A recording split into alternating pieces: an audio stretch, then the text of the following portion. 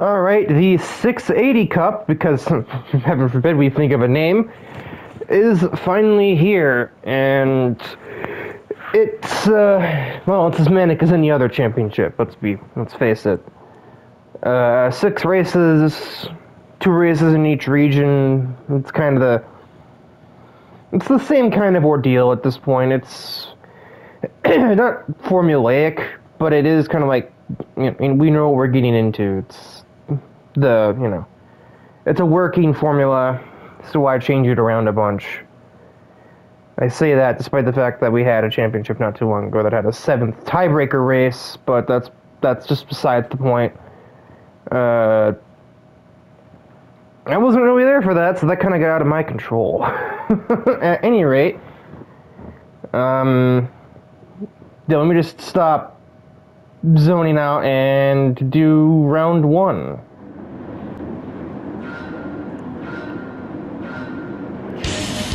And the first race is green. We head to the Watkins Glen circuit to kick things off this week.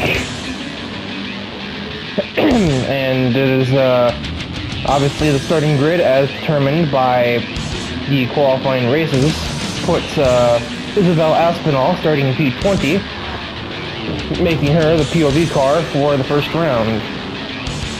Since, she's the one that started the race in last. Ugh, gas.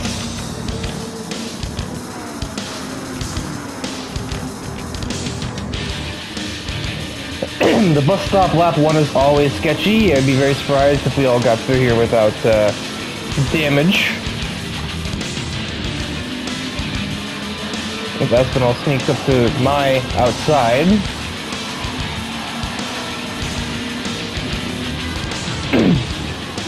And she's gonna probably have a lot more grip than me because that's a modern Mustang compared to a car that's about 45 years older. The head is very itchy.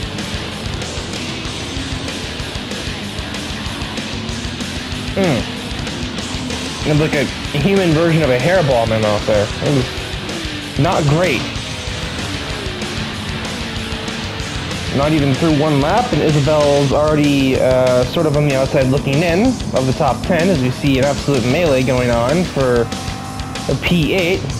McIntosh sneaking his way through at a track that he knows quite well, in the form of Watkins Glen. My dad also knows it pretty well.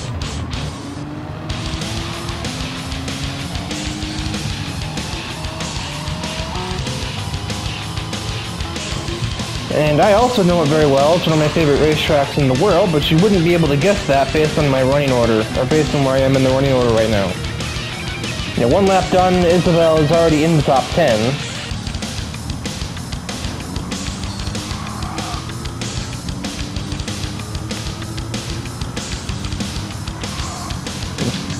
Tyler just kind of clears himself of Francesca there. That was...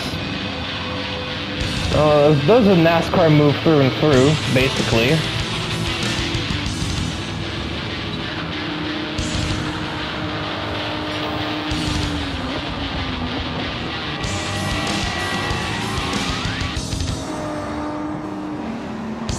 Battle in the bus stop, which nearly results in McIntosh going off, but up ahead, Taniguchi did run off the track and nearly rejoined right in the way of Aspinall. So she's passed 2 Supras in just 1 turn.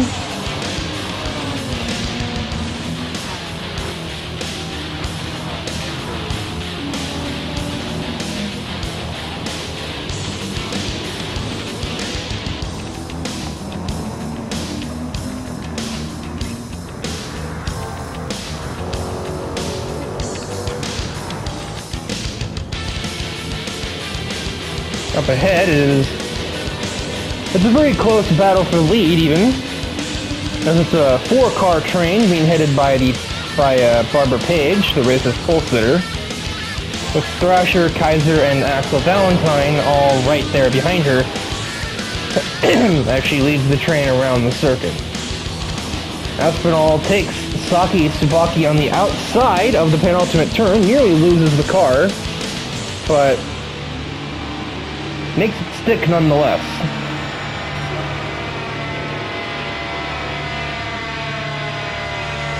All four of these cars have pretty good straight line performance. Even the Porsche, which is down 100 horsepower or so compared to the other cars around it. And so this is just going to be a battle of who can take the corners better and who's more daring under the brakes. Aspinall's trying to put the crossover on Violetta Vegas, and instead just crossed herself over and I think hit the wall going up there, but didn't damage the car any, so we got Axel trying to take third away from Kaiser through the bus stop, and he will succeed as Kaiser is forced to concede or make a big crash.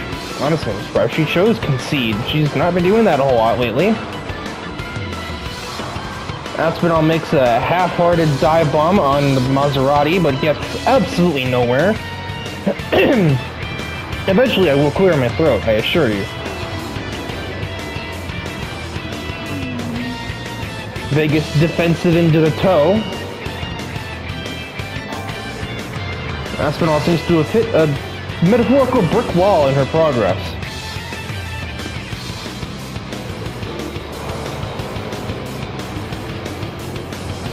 Now Thrasher's trying to keep his own teammate in his mirrors, as Axel very clearly has the hot hand right now, and is looking to progress up the field at a quick rate.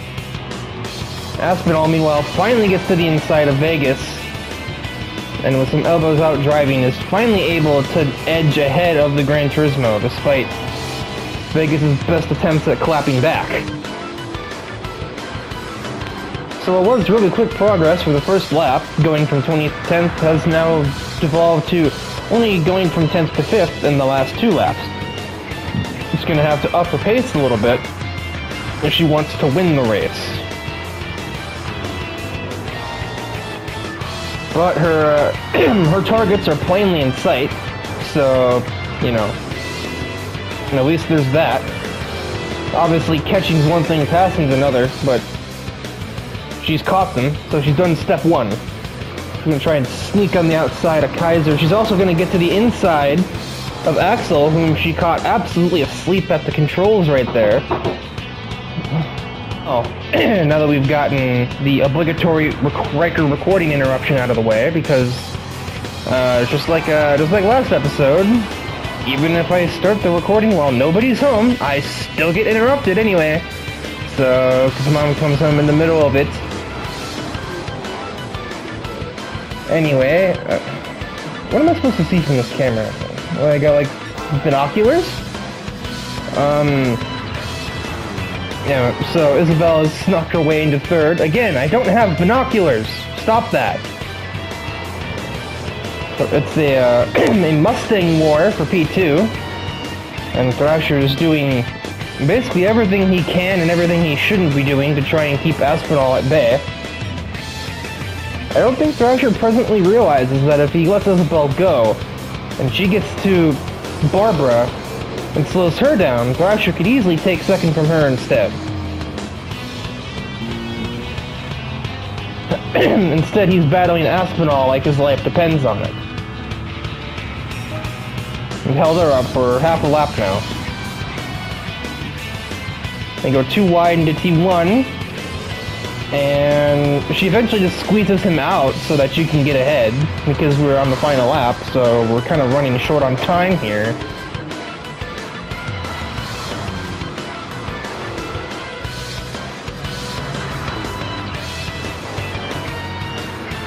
And she breezes ahead of Barbara Page with, like, absolutely no problems. Now, thus proving my observation correct, that if Thrasher just let her go, might have probably helped him more than her. That said, Thrasher hasn't exactly had any problems catching up to Barbara either. Nor has Axel. Stephanie's kind of falling off and is actually in danger of being passed by Violetta Vegas.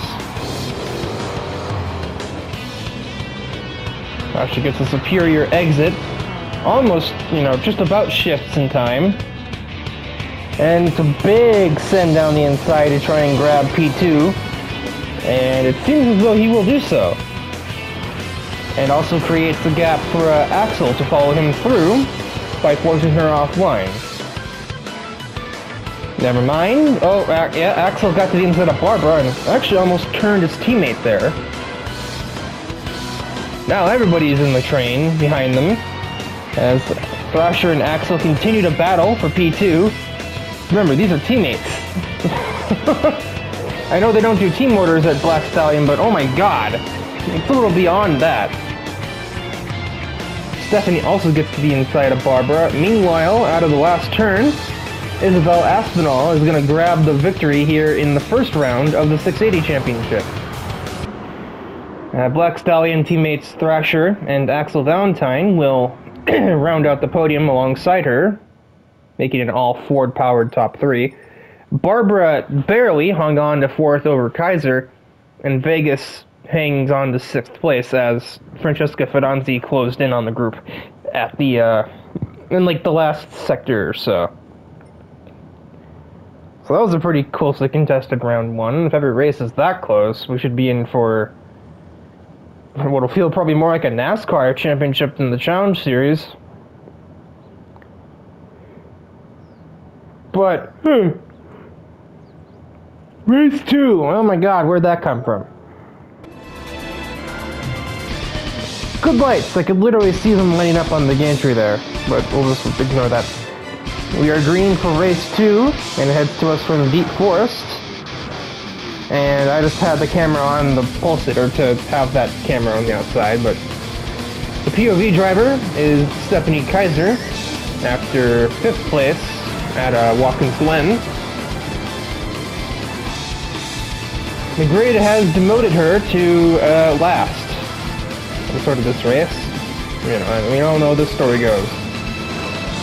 Second one, a Deep Forest, very processional, very much give and take, because you have to be patient to not run people over, because these corners aren't meant to be taken too wide, 2 by 10 basically.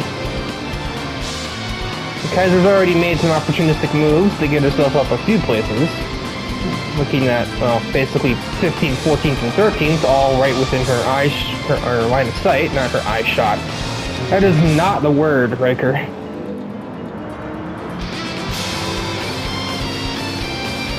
Outdrags the Supra, outdrags the TTS, in the form of my mom.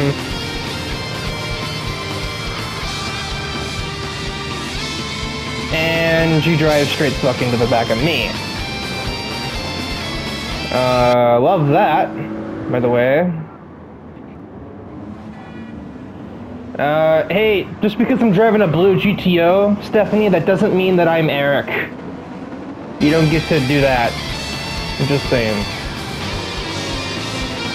Well, I put a dent right in my back bumper, and I thought it did suspension damage. Looking at the telemetry now, it turns out it didn't, but I wasn't about to find out the hard way, so I paid in for that, and that takes me right the fuck out of this race, as if I was ever really in it to begin with, starting back here. I'm the only person affected as such, so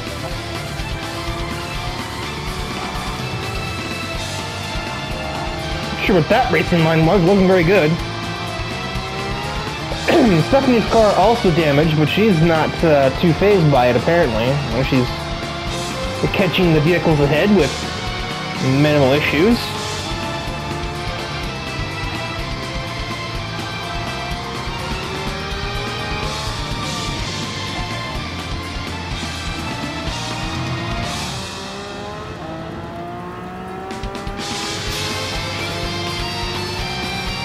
Ahead of Takahata, has a pretty good run on Saki as well. She's probably, that's not the lane out of tick, but she made it work in the P8 for the 911.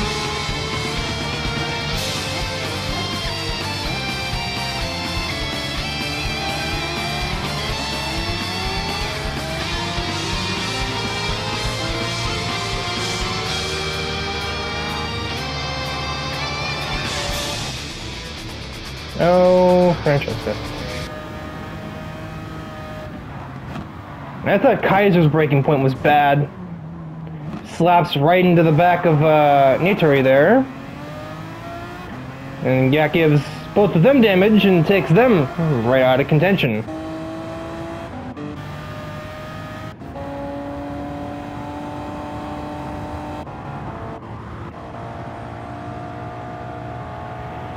Ugh, throats. Fuck. If I know this was gonna be this bad, I wouldn't have started commentating yet, as Fernando just pulls a fly job on Noir.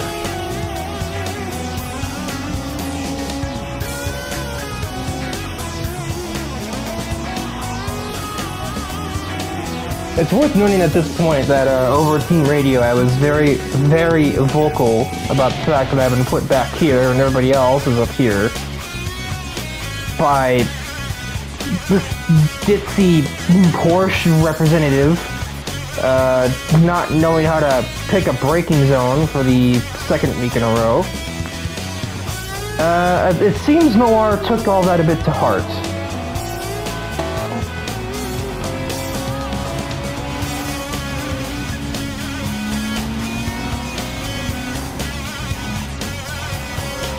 Actually, maybe not. Looking at her steering wheel there, it's hard to actually say if that was intentional, because she does have her wheel pretty far to the right.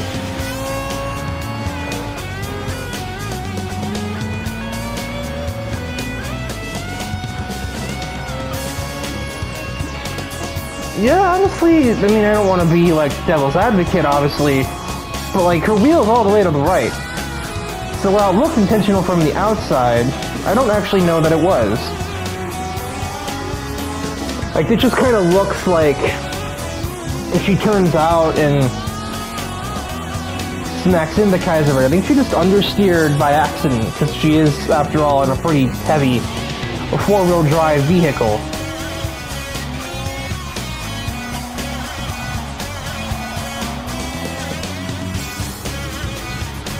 And Aspinall also witnessed that, so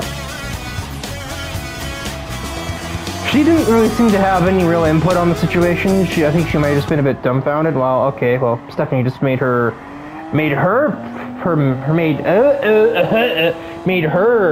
feelings known by just using up Noir in that braking zone there.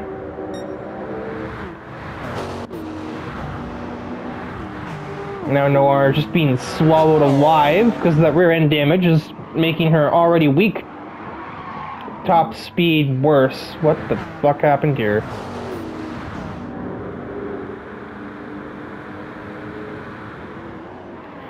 Oh, I think the suspension damage that she got from being put into the wall just made her car lose control there. Okay, that one was intentional. That was probably payback for the braking zone of the start of the straightaway. Because, yeah, you're supposed to brake about here. She doesn't do that. She just bump and runs Noir. Honestly, surprised I didn't hear a horn or see the turn signals come up from Stephanie's Porsche. But then we skip ahead, and we see Stephanie... The car sort of unbuckles itself there. And she does well not to hit anything, but then we just have Noir just doing that. She's letting out of the steering there, and she's on the gas. She sees Kaiser rejoining there, and I think, yeah, the yellow flags are out somewhere. Where the hell is a marshal at? I'm pretty sure the race ended at the 4:38 mark, but I just don't see any marshals. Hello? Any marshals in chat? They have them here at Deep Forest. I know they do. I saw them. Where in the name of God are they? That's a cameraman. I don't know. Yeah, that was a DNF for Kaiser, because that's a lot of suspension damage, and now her car is stuck in the grass. And so the race ended at about the 4:40 mark.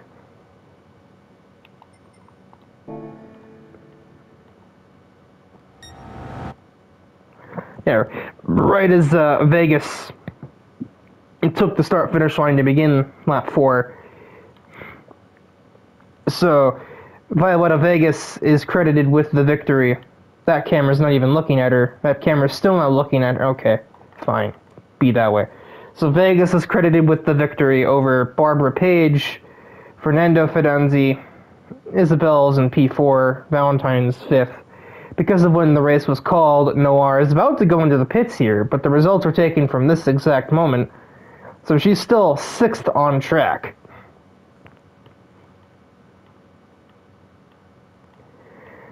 Because of the whole DNF system, Kaiser is credited with 20th place points, and I beat one car from back here, at least.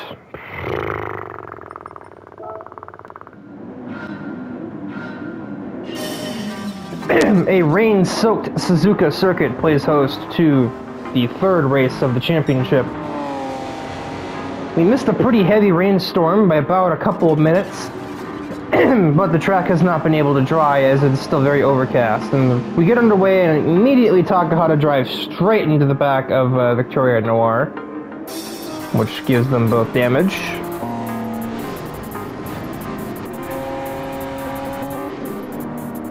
Suzuka S's on lap 1 are just as chaotic as, well, first lap of any other track, but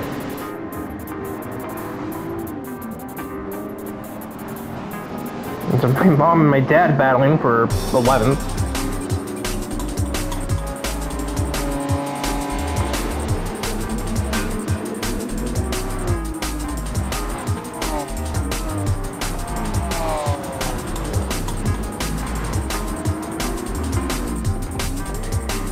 The congestion around here is terrible, apparently. It feels more like an expressway right now, I'm sure. I say I'm sure. I was there. You can see me right behind Noir there. I was a part of the congestion. So Noir is done waiting around. She sends it down the 3 wide up to the inside of my dad and Saki, who, well, at least got ahead of my dad in that, but still lost out to Victoria. Right, she doesn't like her first name.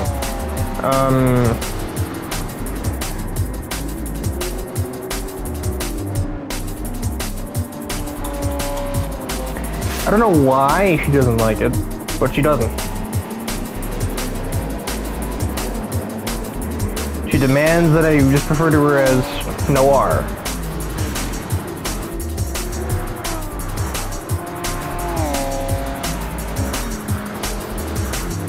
Anyway, only through about, well, coming up to end the first lap, and Noir is already making swift progress, looking at P8 on the other Mitsubishi driver of Nitori.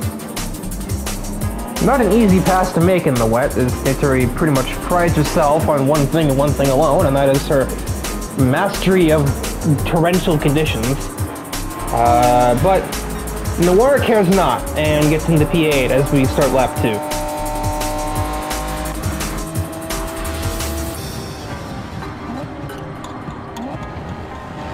The rear damage she sustained from Takahata's klutziness has not seemed to dampen her at all. However, the track is now starting to dry up, even in spite of the very overcast conditions.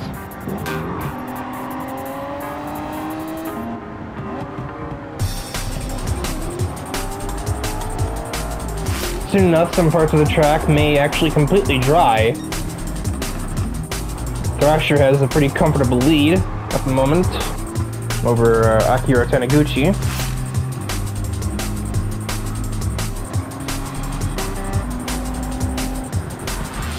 Noir picked up place over Vegas through the S's, now running P6 behind Stephanie.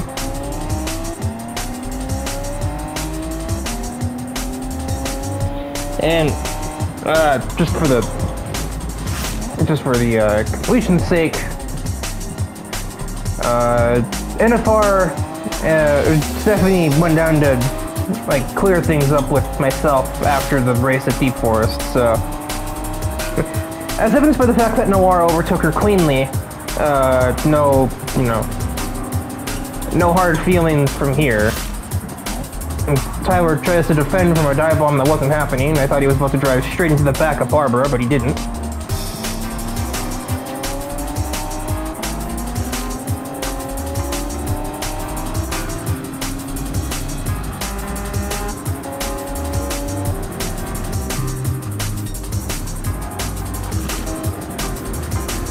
Wow, Noir just got ahead of Barbara like she wasn't moving. Interesting.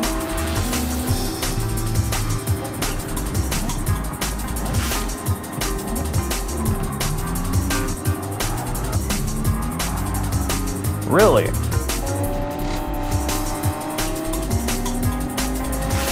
So this was a very interesting bit. Noir, obviously kind of a bit green still when it comes to motorsport. You know, she's only been doing this for about a month. Didn't really know the whole idea of... My throat's still not clear, by the way, if you hadn't noticed.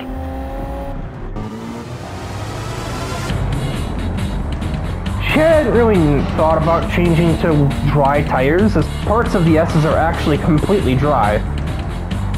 Everybody else did, and everybody else put on racing soft tires. So, Noir's still on intermediates, and while being on that tire right now doesn't exactly make the car hard to drive, it's obviously going to make her a bit slower when compared to what, well, Thrasher, Taniguchi, Barbara are all going to be doing, so long as they remain in the dry line.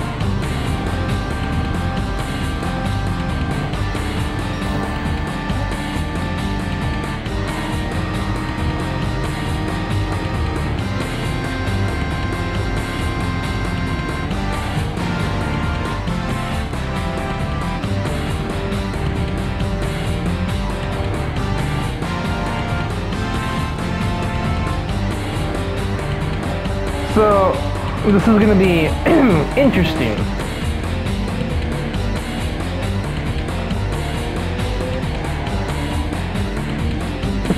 At the moment, Noir is all alone. About 8 seconds away is the rest of the field, and they're on much faster car. They're with a much faster car with much faster tires. Noir is having to pseudo-nurse these tires around because she doesn't have the same grip that she should, as the average moisture of the track is well below 25%, which is about the range where you can start putting on slick tires. However, now that we're on the final lap of the race, Noir, I basically told Noir, well, you're kind of committed now, just hang on to it if you can.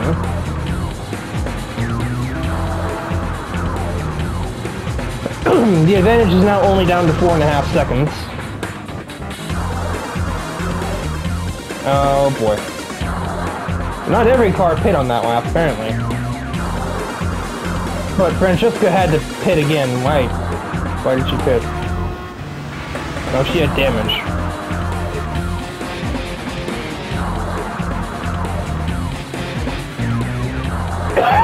Oh!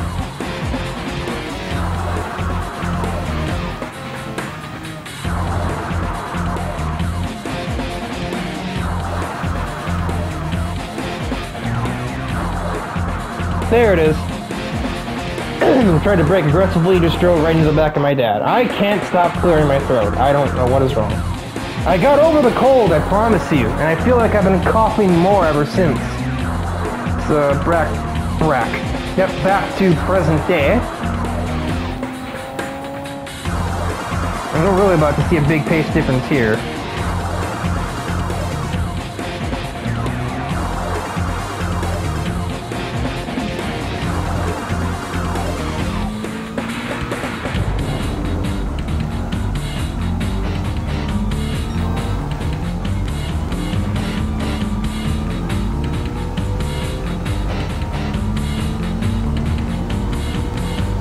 Yeah, that lead, much like the track moisture, has evaporated.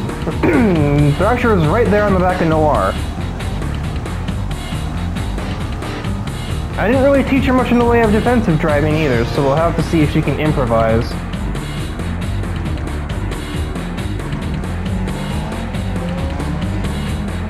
I know Noir to be somewhat resourceful, able to adapt quickly to things, usually. Can she adapt to Thrasher's racing soft tires? That's the important question. And at the moment, it's not a no, but it's not really a yes either. All-wheel drive is the only thing keeping her relevant, because she's able to at least get on the throttle as early as everybody else is. That's it. And that Mustang's got much more power than the GTO does.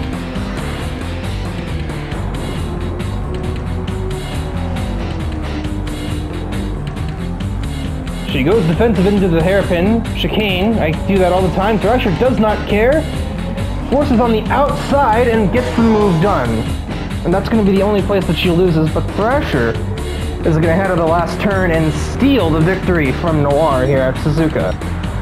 She remains in P2 over Akira Taniguchi.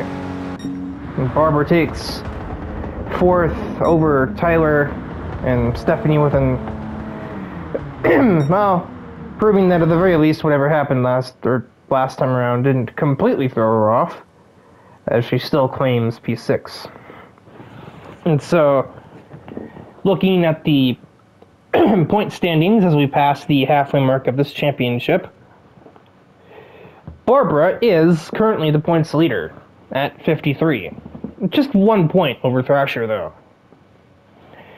And then it's Isabel Aspinall at 46, Vegas at 41, a three-way tie at 36 points between Axel Valentine, Tyler McIntosh, and Saki Tsubaki.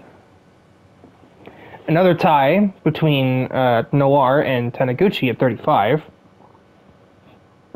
Fernando Ferdanzi at 34. Kaiser at 32. Bagstrom at 30. Logan Cool at 26. Francesca Ferdanzi at 23. Tied with Nitori as well. Kazuya and my dad are tied at 21. Aya at 20. Myself at 18, and my mom last in points with a mere 12. So that'll do it for the first half of episode 72, as we cannot fit all 6 races into one episode. That's just physically impossible. But, I mean, obviously, as has been normally the case, the second episode doesn't get uploaded much later, so chances are it'll already be up by the time you're watching this, so goodbye, I guess.